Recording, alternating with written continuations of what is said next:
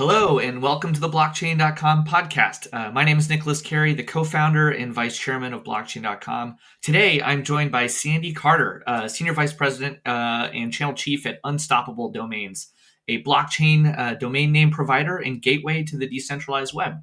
Unstoppable Domains lets anyone in the world purchase a decentralized domain name that is minted as an NFT or non-fungible token on the Polygon blockchain, giving the owner full ownership and control over this address. Now, we're going to talk a little bit more about what that means.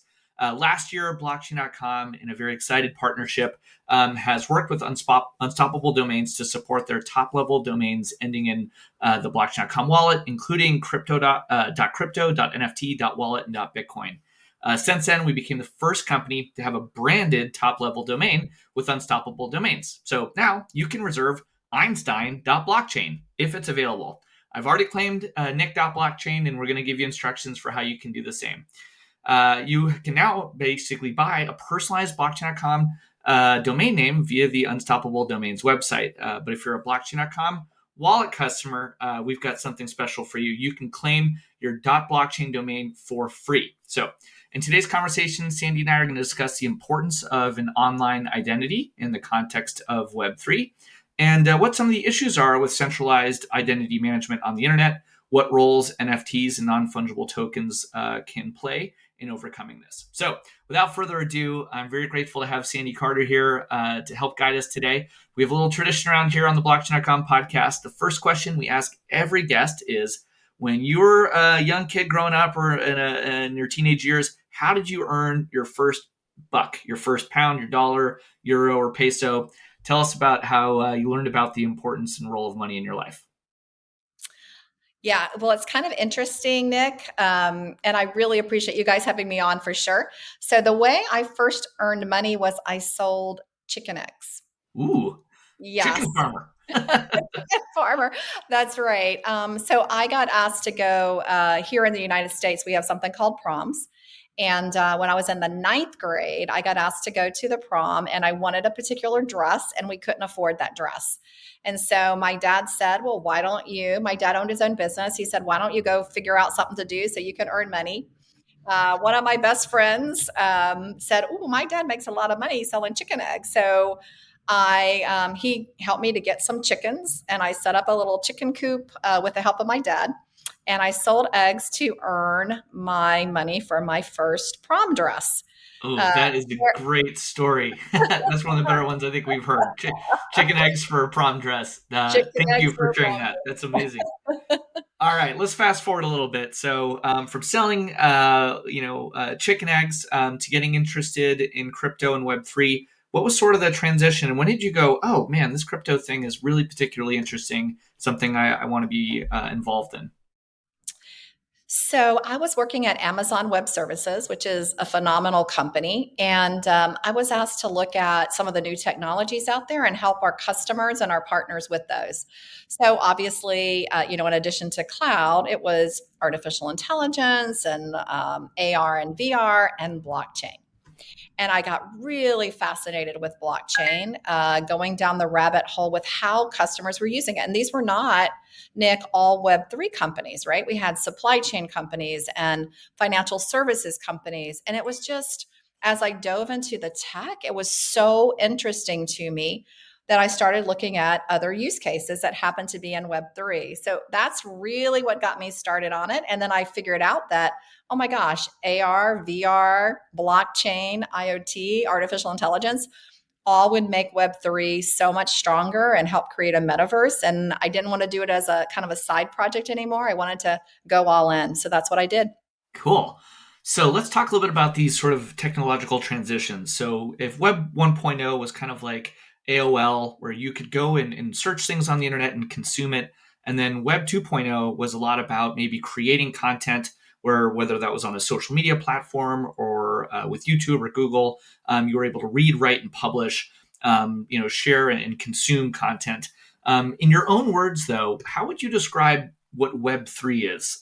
So sort of this new evolution of the internet.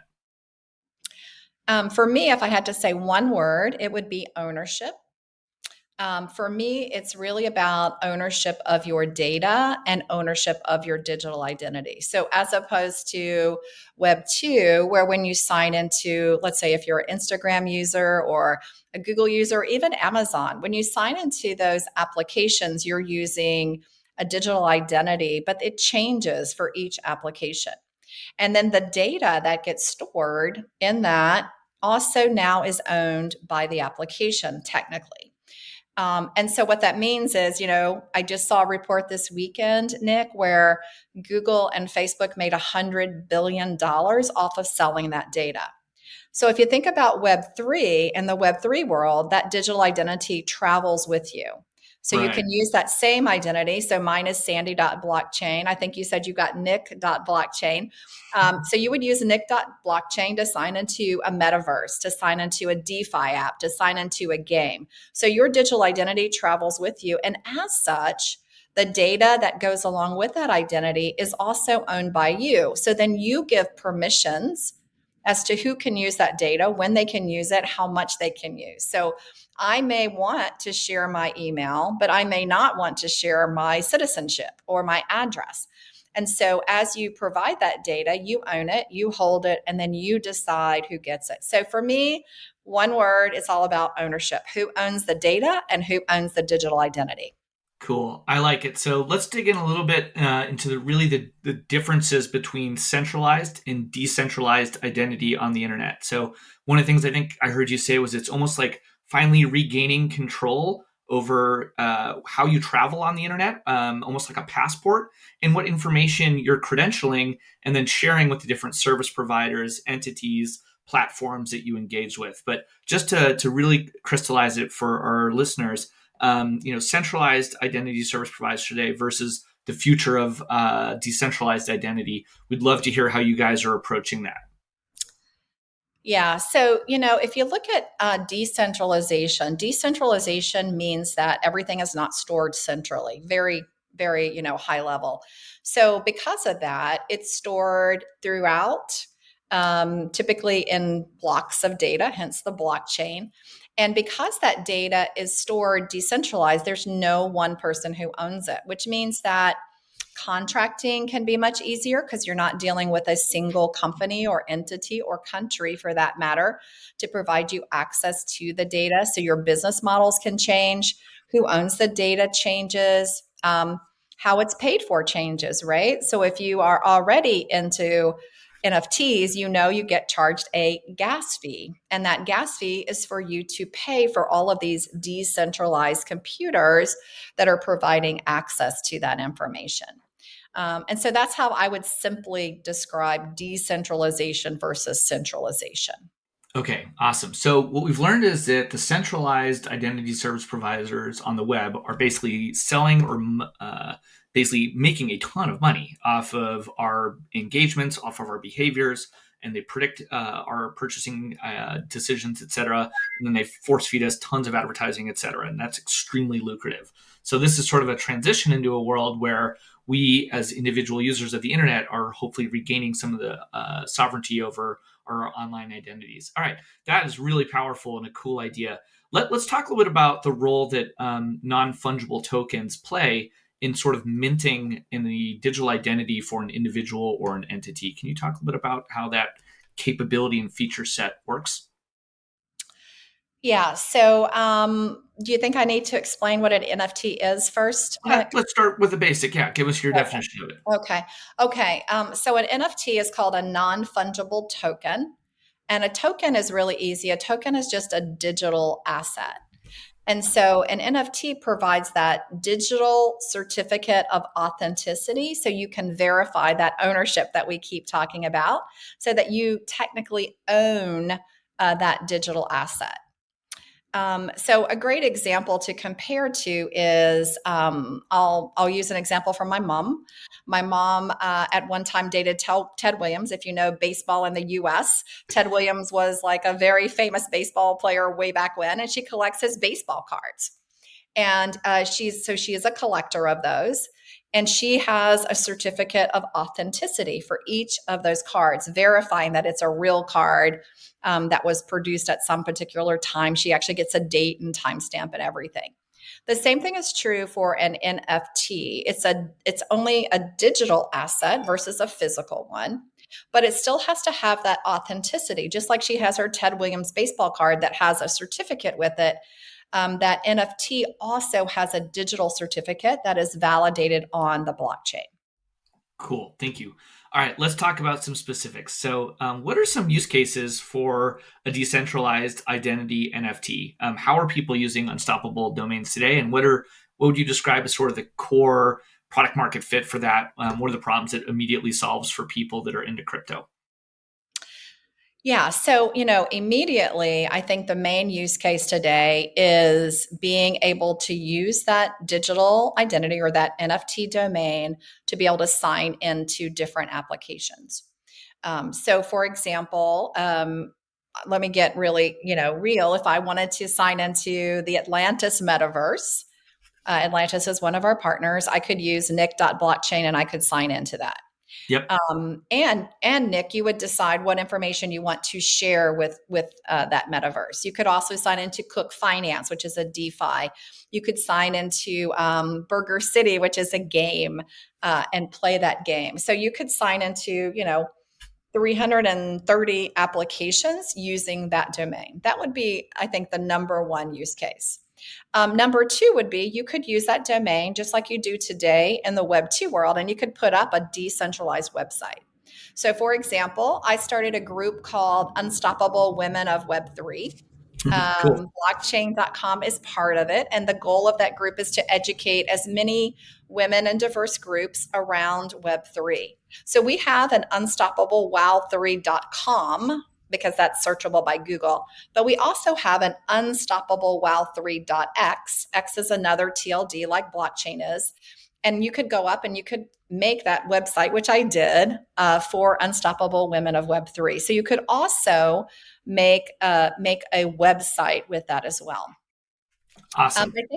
I think the third use case could be email. You can use that domain to create a ud.me email address, and you could, therefore make anonymous your email addresses. So, Nick, in the Web3 world, a lot of people don't want to dox themselves. They don't want to share that email.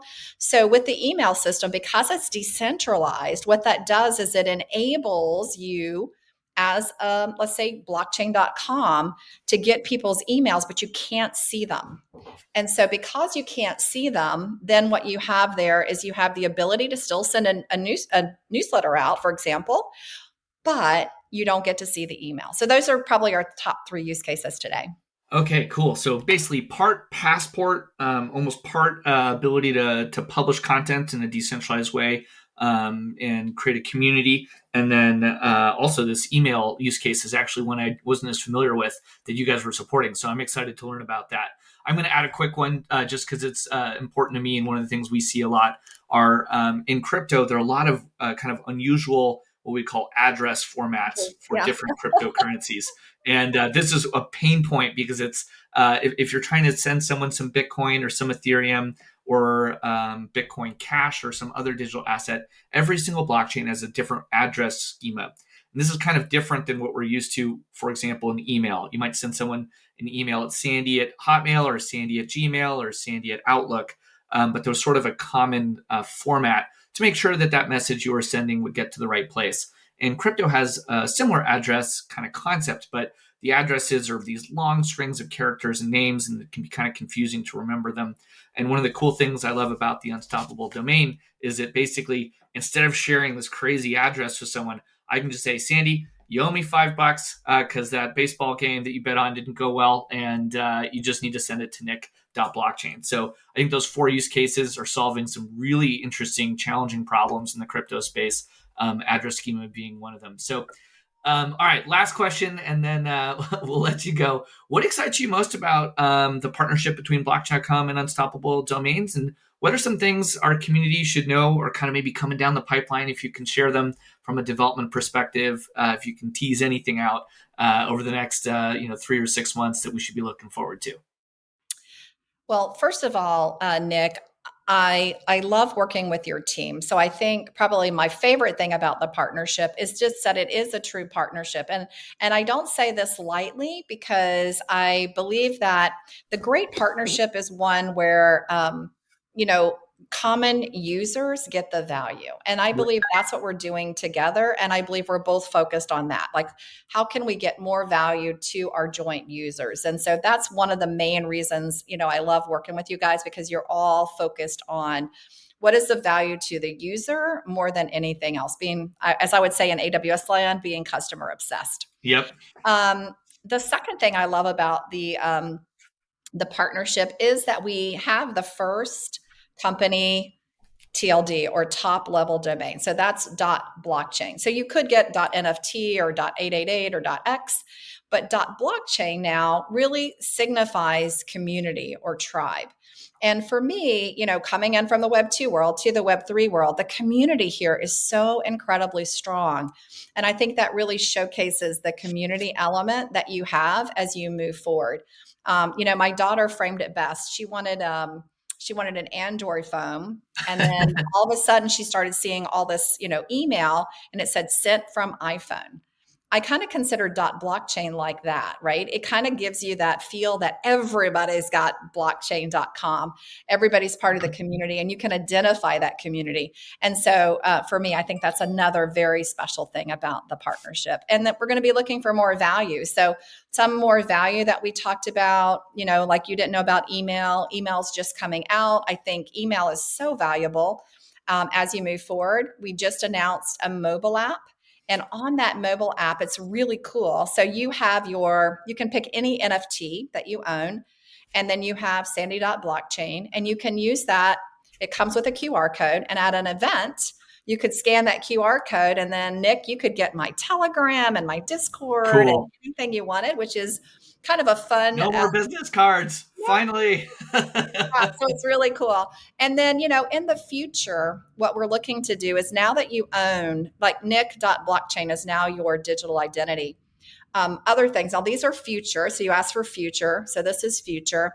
We're working with a university where you could have in that digital identity your diplomas, your certifications. Oh, I love that. So imagine that, right? Like, I always use my daughters as examples, which they don't like. But one of my daughters just recently took a course at a community college. And I wanted to get the transcript, right? Being a good mom, so that I could eventually get credit for it.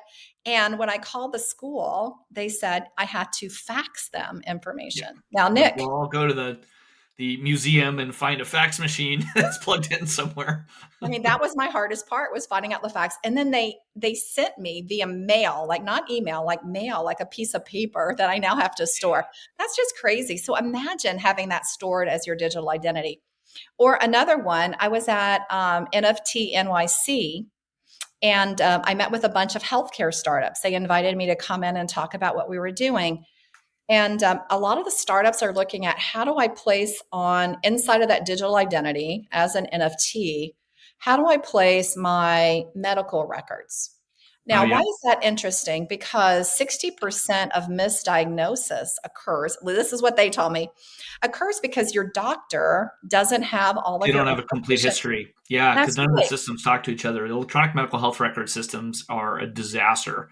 You, That's a huge use case. Super yeah. interesting. So isn't that cool, right? If we could test out with some of these startups. And again, so I'm not going to be sharing your blood pressure with your retailer. You get to decide who you share it with, right? So then you would go on Nick.blockchain and you would say, okay, I want my blood pressure and my, all my results that I just had from my EKG sent to my doctor. I'm not going to send those to a retailer or to a game, right? And And so I that is think such that's a a pretty great point, cool. because like if you're, and this is so important to land for people to understand how the trail of their searches on the internet lead to these adverse outcomes. But for example, if I start searching on Google for I don't know, self-help books or books about depression, I'm going to get cookies set on my computer. They're going to track me to all the other websites I go to. So if I go to Amazon now, all of a sudden I'm getting books about how to handle mental health challenges, etc., but on a much more consequential level, when it comes to your personal health, these systems should have no view on what is going on with you and your body and in your personal life. And so, basically tying all that back down into a digital identity system where you're individually credentialing with partners over the net and exchanging just the vital information that they need to have in order for you two to have a service between each other is really a critical one. So it's a majorly important effort to dial in, and I'm so grateful you guys are concentrating on that. Yeah. So, yeah, I have to tell you a funny story, Nick. My husband and I are going to a party. And so in the car, we were talking about it's a costume party, right? So it's a bunch of people from Texas. We used to live in Texas. So we were talking about Stetsons and cowboy hats. And we Uh-huh. get home, and what I start Instagram getting, feed full of you, cowboy hat you got advertisements. it. Now, and I didn't even Google it. Like you said, let's type it in. I was just speaking about it. Yeah. And so now, like, everybody's sending me stuff about how much fringe I need on my shirt and all that kind of stuff. So it is a real challenge. But we just see so much use for this. We're partnering with Relic Tickets for tickets. Right?